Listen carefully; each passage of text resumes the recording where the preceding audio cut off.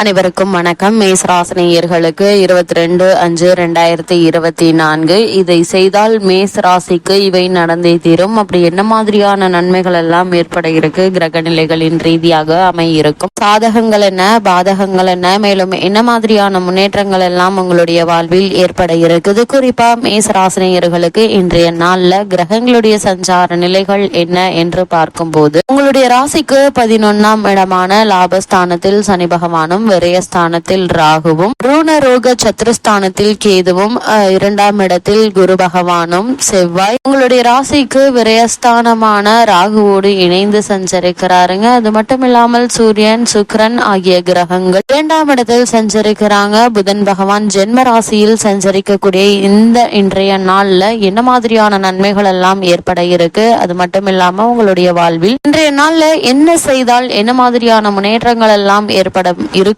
என்பது குறித்தான முழுமையான பதிவு தான் இந்த வீடியோல நம்ம விரிவா பார்க்க போகிறோம்.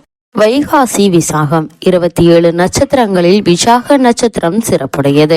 குரு பகவானை அதிபதியாக கொண்ட நட்சத்திரங்களில் 2ஆவதாக இருப்பது விசாகம். முருகப்பெருமானின் அவதார நட்சத்திரம். இதன் முதல் 3 மாதங்கள் துலாம் ராசியிலும் 4ஆவது பாதம் விருச்சிக ராசியிலும் அமைந்திருக்கும். விசாகம் நட்சத்திரத்தில் பிறந்தவர்கள் தராசு போல இருப்பார்கள். நீதிக்கும் நேர்மைக்கும் மிகுந்த முக்கியத்துவம் தருவார்கள். இரக்க குணம் இருக்கும். மன அடக்கமும் புலனடக்கமும் இருக்கும். அழகிய தோற்றம் கொண்ட, கொள்கைகளில் உறுதி, வேத சாஸ்திரங்களில் புலமை கொண்டு சிறந்த ஆன்மீகவாதிகளாகவும் பிரசித்தி பெற்று விளங்குவார்கள். விசாக நட்சத்திரத்தின் பெயர்தான் வைகாசி மாதமாக மாறியது. விசாக நட்சத்திரத்தில் சந்திரன் பிரவேசிக்கும் நாள் பௌர்ணமியானால் அது வைகாசி மாதமாகும். வைகாசி மாதம் மிக விசேஷமானது. ரிஷபராசி மாதம் என்று சொல்வார்கள். சூரியன் ரிஷபராசியில் பிரவேசிக்கும் காலம் வைகாசி மாதம். அந்த மாதம் முழு நிலவு நாளில் சந்திரன் விசாக நட்சத்திரத்தில் துலாம் ராசியில் இருக்கும்.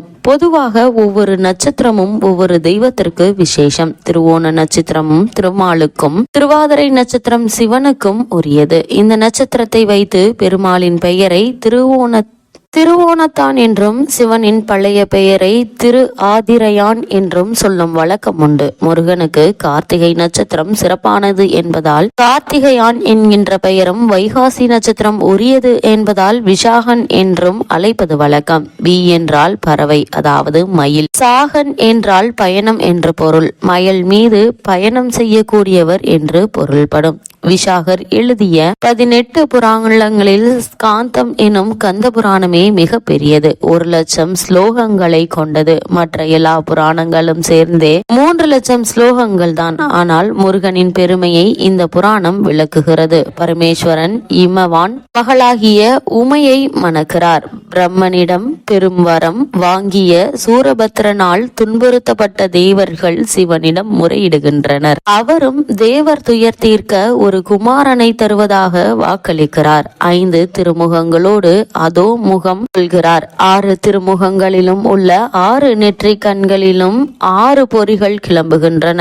அந்த பொறிகளை வாயுவும் அக்னியும் ஏந்தி வந்து சரவண பொய்கையில் சேர்த்து விடுகின்றனர். அப்பொய்கையில் பூத்த 6 தாமரை மலர்களில் இந்த பொறிகள் 6 குழந்தைகளாக மாறுகின்றன. இந்த 6 குழந்தைகளையும் கார்த்திகை பெண்கள் 6 பாலூட்டி வளர்க்கின்றனர். இந்த கார்த்திகனை காண சிவபெருமான் உமையம்மையோடு சரவண பொய்கை வருகிறார். அம்மை குழந்தை 6 சேர்த்து எடுக்க 6 குழந்தைகளும் சேர்ந்து 6 முகத்தோடு கூடிய ஒரே பிள்ளையாக மாறுகிறார்கள். அவனே கந்தன் என்றும் 6 முகன் என்றும் அழைக்கப்படுகிறான் என்று முருகன் திரு அவதார கதையை கச்சியப்பர் கந்த புராணத்திலேயே விளக்குகிறார். விசாகம் 6 நட்சத்திரங்கள் ஒருங்கூடியதென்று. இதனால் முருகனுக்கும் 6 முகங்களோடு திகழ்பவர் என்பது ஐதீகம். இந்நாள் ஜோதி நாள் எனவும் அழைக்கப்படுவதுண்டு. உயிர்களுக்கு நேரும் இன்னலை நீக்கும் பொருட்டு சிவன்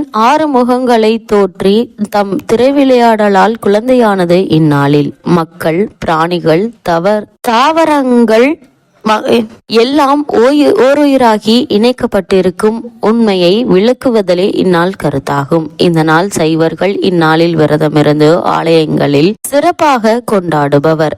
புத்த பெருமான் பிறந்ததும் ஞானம் பெற்றதும் இந்த வைகாசி விசாகத்திலேயே ஆகும். இந்நாளிலேயே வைணவத்தில் ஆழ்வாரும் ஆச்சாரியாருமான நம்மாழ்வார் பிறந்தார். திருநகரி, திருக்கண்ணபுரம், காஞ்சிபுரம் முதலிய திருத்தலங்களில் வைகாசி பிரம்மோற்சவம் மிக வெவ்வேறு சிறப்பாக நடைபெறும். இந்நாளில் ஆறுமுகனை வழிபடுவதற்கான காரணம் என்ன என்று பார்க்கும்போது, கந்தனை ஆறுமுகனாக வழிபடுவதற்கான காரணத்தை திருமுருகாற்றுப்படையில் நக்கீரர் விளக்குகிறார். உலகை பிரகாசிக்க செய்ய ஒரு முகம், பக்தர்களுக்கு அருள ஒரு முகம், வேள்விகளை காக்க ஒரு முகம், உபதேசம் புரிய ஒரு முகம், தீயோரை அழிக்க ஒரு முகம், பிரபஞ்ச நன்மைக்காக வள்ளியுடன் சேர்ந்திருக்க முகம். அதனால் தான் சரவணபவ எனும் 6 எழுத்து மந்திரத்தால் வேலனை வலம் வந்தது துதிக்கிறோம் என்கிறார் நக்கீரர். 6 குண்டலினிகள் என்ன என்று பார்க்கும்போது, இந்த அறுபடை வீடுகளும் 6 குண்டலினிகளாக விளங்குகின்றன. திருப்பரங்குன்றம் மூலதாரம், திருச்செந்தூர் சுவாதிஷ்டானம், பழனி பனிபூரகம், சுவாமிமலை அநாகதம், திருக்கணிகை விசுத்தி, பழமுதிர்ச்சோலை ஆங்கை, ஏறுமயிலேறி விளையாடும் முகம், முருகனின் வாகனம் மயில். முருகன் மயில் மேல் ஆரோகணித்து வருவதையும் கண்டிருக்கிறோம். ஞான பலமான மாம்பழத்திற்காக முருகன் உலகை சுற்றி வருவதற்கு உதவிய மயில் மந்திர மயில்.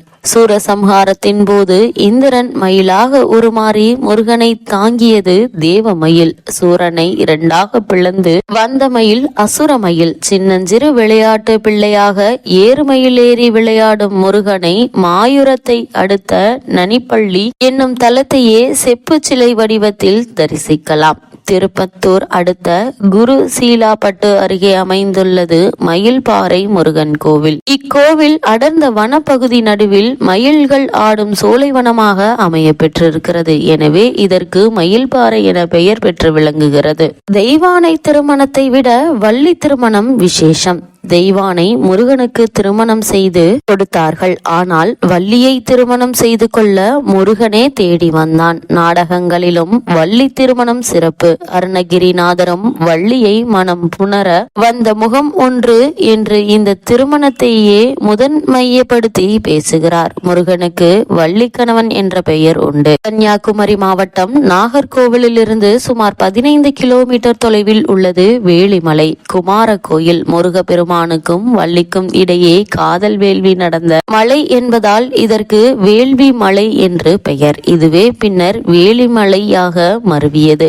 வள்ளியை முருகப்பெருமான் காதலித்த காலகட்டம். அப்போது வள்ளியின் உறவினர்கள் வள்ளியை தேடி அங்கே வர வள்ளியுடன் இருந்த முருகப்பெருமான் வேங்கை மரமாக மாறினார் என்கின்றது புராணம். எனவே இங்கு வேங்கை மரத்திற்கு சிறப்பு உண்டு. வருடந்தோறும் இங்கு வைகாசி விசாக திருவிழாவில் 6ஆம் நாளன்று மஞ்சள் தடவிய தாளில் எழுத பெற்ற வள்ளிக்கு சொந்தமான உடைமைகளின் விவரம் போர்டு ஊழியர் ஒருவரால் இங்கு வாசிக்கப்படுகிறது. இங்கு பல வகை காவடிகள், துலாபாரம், பிடிப்பணம், கையளவு காசு, வாரிசிடுதல், குழந்தைகளுக்கு பெயர் சூட்டுதல், சோறூட்டுதல், காதுகுத்து, மாவிளக்கு ஏற்றுதல், உப்பு மிளகு காணிக்கை செலுத்துதல், அரிசி பயிறு வகைகள், காய்கறிகள், பழங்கள் காணிக்கை செலுத்துதல், அங்க பிரதட்சணம், மயில்களுக்கு பொறிகடலை தானியங்கள் வழங்குவது போன்ற நேர்ச்சை வழிபாடுகள் நடக்கின்றன. கோவிலிலிருந்து சுமார் 1/2 கிலோமீட்டர் தொலைவில் உள்ள ஒரு குகையை வள்ளி குகை